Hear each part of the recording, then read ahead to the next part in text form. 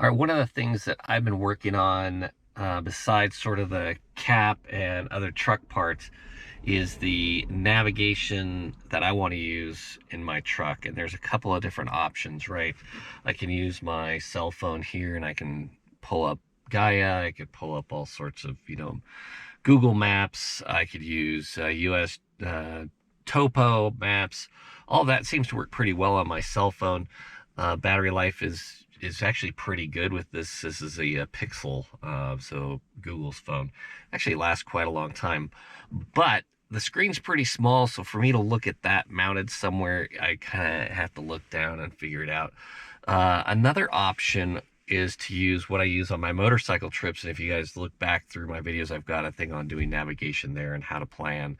And I use a Trail Tech. The screen's about the same size, but on my motorcycle, that's fine. It's mounted up there. That's about all I'm going to get. I can't put much bigger than that. And then in my truck, I want to be able to not just follow a route, but I also want to plan.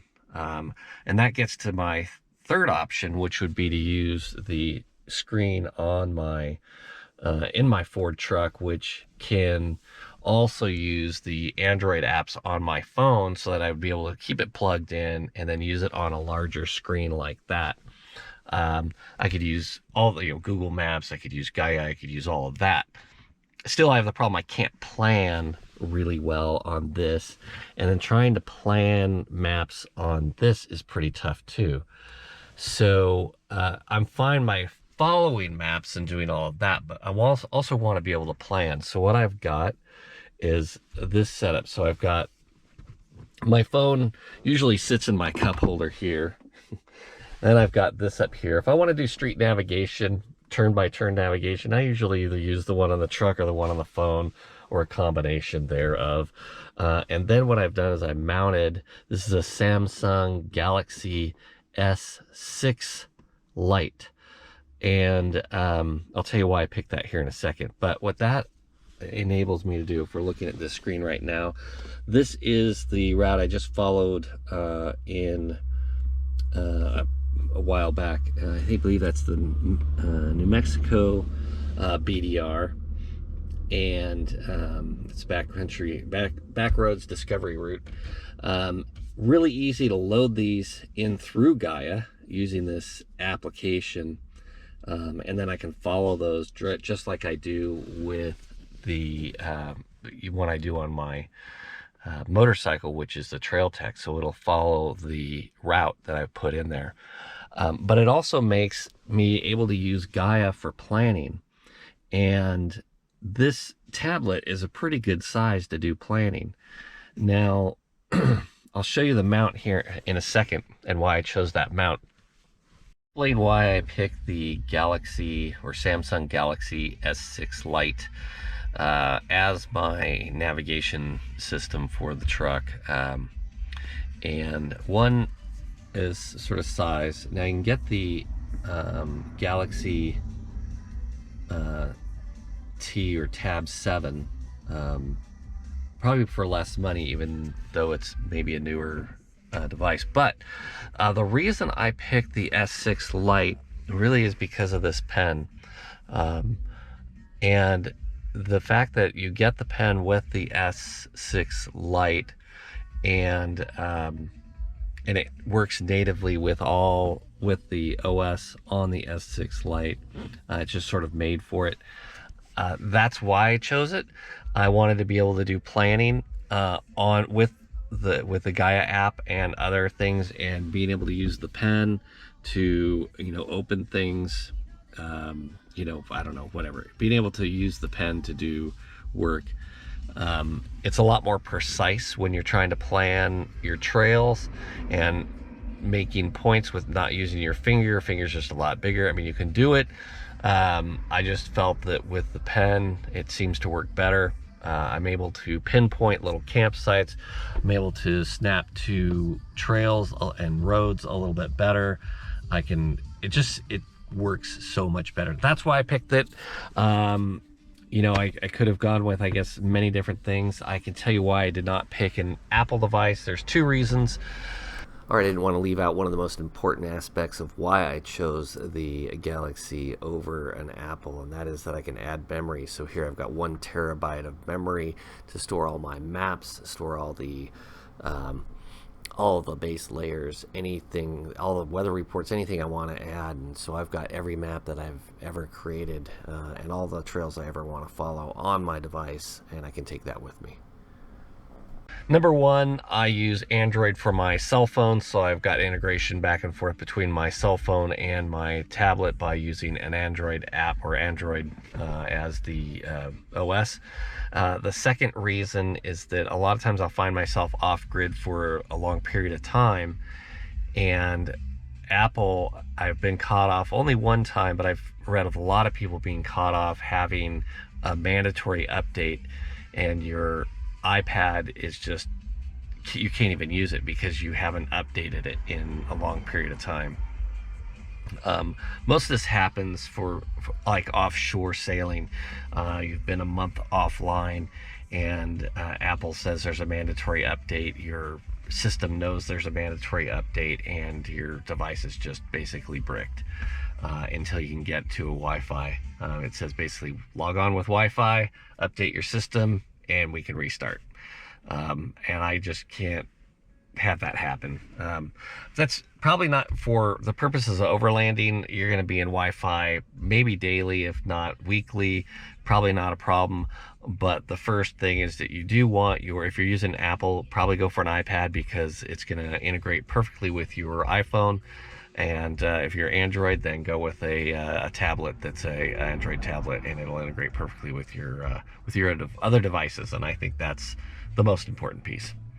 That's why I chose the Galaxy S6. Let's look at this. So here's one option. It's down here. I actually can't use my front cup holder right here for a drink because it's sort of in the way. I can use the back one for a drink, but there's two more right here. There's one in the pocket there. There's one in the pocket here. There's a couple more in back. I mean, there's enough drink holders.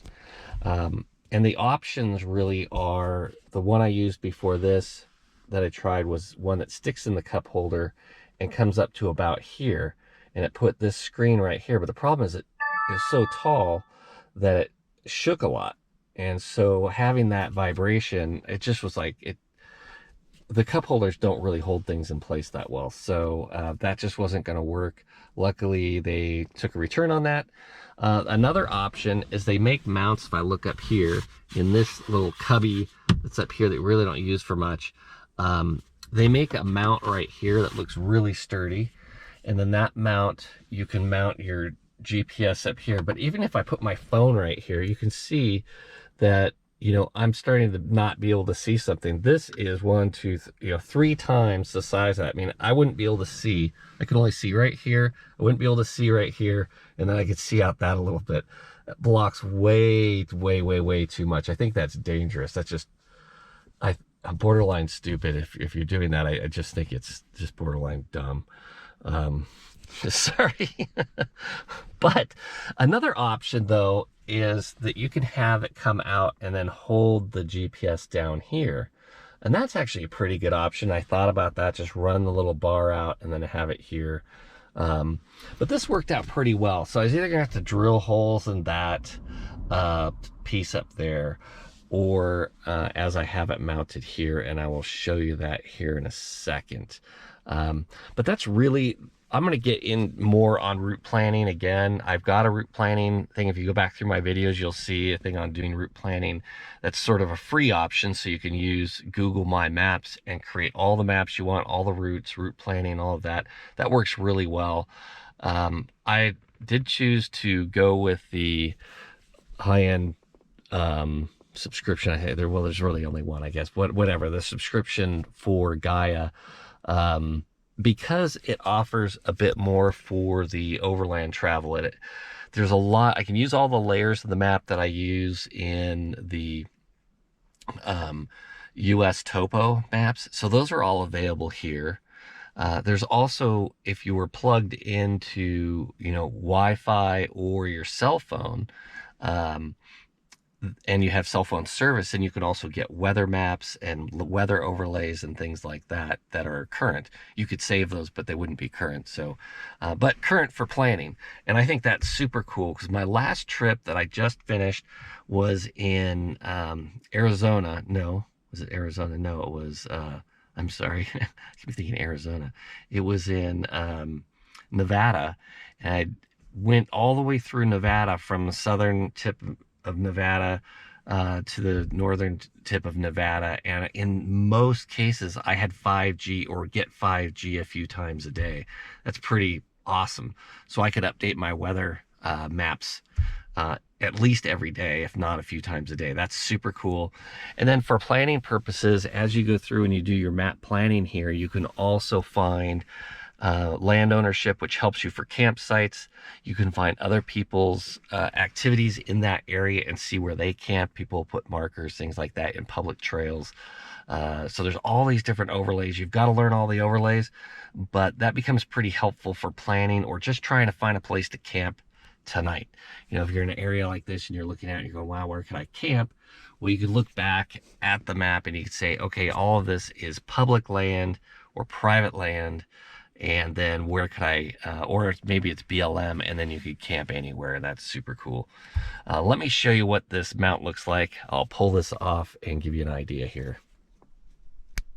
This is what the mount looks like without the unit in it. Let's see if we can see what that's called right there. That's the name of it. I found it on Amazon. It was 40 bucks. And these little tabs move across. They've got plugs in the end so that they don't slide out, but they don't really move. They've got rubberized tips on all the sides. There. But they can be moved out of the way of your buttons. So you can see how I have it set up. These are a little bit off center so that my buttons are not touched when it's in there. And then, let's see if we can do this. Right there. So the bottom of this pulls out, and that's spring loaded, and a pretty heavy duty spring that pushes up on the tablet itself, and that holds it in place. That's pretty cool. It has a mount system we can see in the back here, and I'll tell you that the mount system, as it goes down into here, has all these pivot points, and if you see right down in there, that is where I mounted it. And I used a 3M, I think it's called SVP, I don't know. It's a specialized 3M tape that's super strong, and I figured if it wasn't strong enough, I would put some little screws in here and screw it down. But so far it is super SVB, I think it's SVB tape, something like that. And that's a 3M product, and they use it for putting molding, like the side molding on cars and things like that. All right, the next piece of this, if you do buy one of these, I will tell you that getting this, let's see, which one mount is it? There's the center one right here. That's easy because this little piece in here has teeth, so it stays in place really easily. This mount and the bottom mount, you've got to torque those down as hard as you possibly can, or the thing keeps moving. It just doesn't seem to stay in place until you just really crank it down. I actually went in there with a little wrench and just turned it just a little bit more than I could turn with my hand, and now it stays in place just fine. It doesn't shake around when I'm driving on rough roads. That's kind of one of the reasons I came up here, other than it's really beautiful out here, is just to try this out on some really rough roads and make sure that it's going to stay in place and not shake. And it really doesn't shake at all, which is fantastic. That's how I've mounted, and that is my GPS setup for the F-150.